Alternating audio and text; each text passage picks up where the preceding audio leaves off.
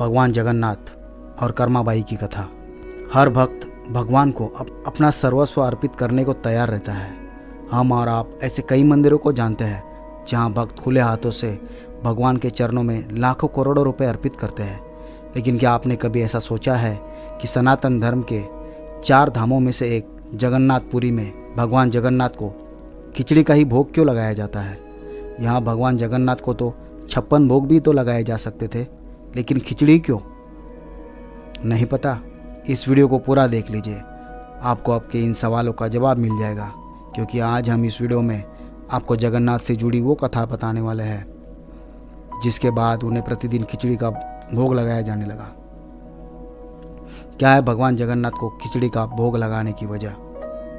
बहुत पहले भगवान जगन्नाथ की एक अनन्य भक्त हुआ करती थी, कर्माबाई।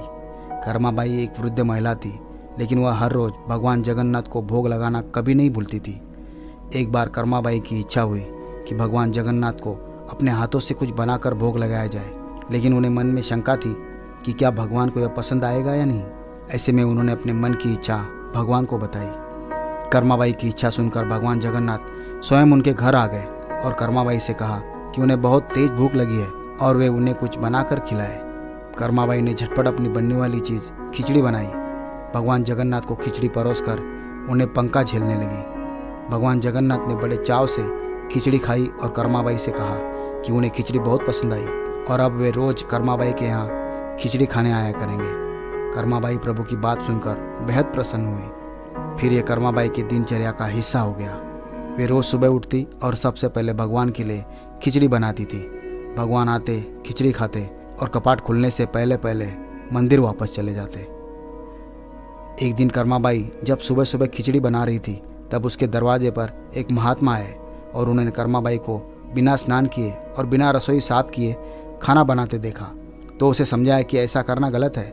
इस पर कर्माबाई ने उस महात्मा को बताया कि वह तो प्रभु के लिए भोग तैयार कर रही है।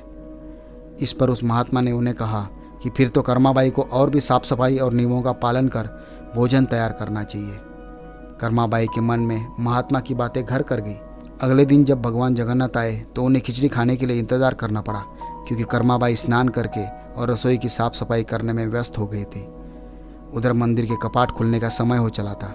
ऐसे में भगवान जगन्नाथ ने तेजी से खिचड़ी खाई और बिना मुंह धोए मंदिर में लौट आए। ऐसे में जब मंदिर के पुजारी ने कपाट खोला तो उसने भगवान के मुंह पर खिचड़ी लगी पाई। उस पुजारी ने भगवान से इसकी वजह जानने की कोशिश की तो भगवान जगन्नाथ ने उसे सारी बातें बताई और उससे कहा कि जाकर उस महात्मा को समझाए कि भगवान सिर्फ भक्ति भाव के भूखे होते हैं।